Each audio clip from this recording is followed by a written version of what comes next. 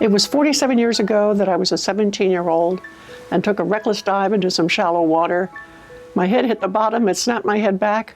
I crushed my spinal cord, and there I was lying face down in the water, a quadriplegic, unable to move. But thankfully, my sister saw me, she pulled me out of the water.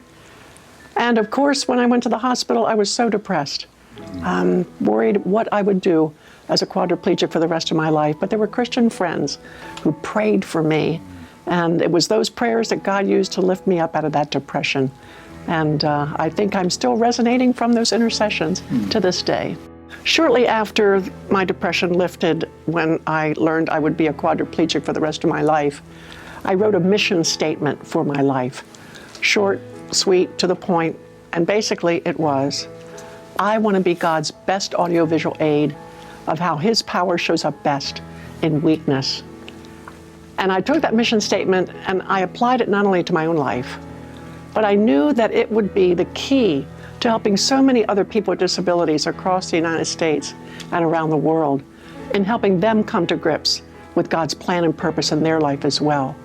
Because any disability can be a platform from which God's power can be made most manifest. Joni and Friends exists to communicate the gospel and to equip Christ-honoring churches worldwide to evangelize and disciple people affected by disability. We do this through church training, through developing respite programs, buddy programs in churches, but also through a network of family retreats for special needs families. This summer we'll hold 28 family retreats across the United States, serving over 5,000 disabled children, adults, family members, volunteers, and what I'm most happy about, we'll hold 18 of those family retreats in developing nations. And that's exciting because the needs among the special needs families are greatest where the kingdom is at its weakest.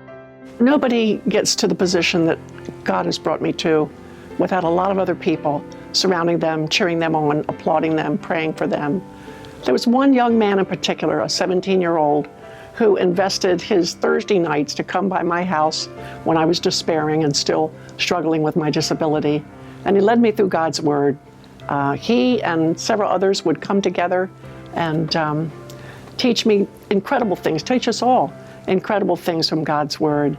And this young man, Steve Estes, is now a pastor of a big church in Pennsylvania. He has 8 children and 17 grandchildren, and he's an amazing man. But he once said to me so many years ago, Joni, never forget, God permits what He hates to accomplish that which He loves.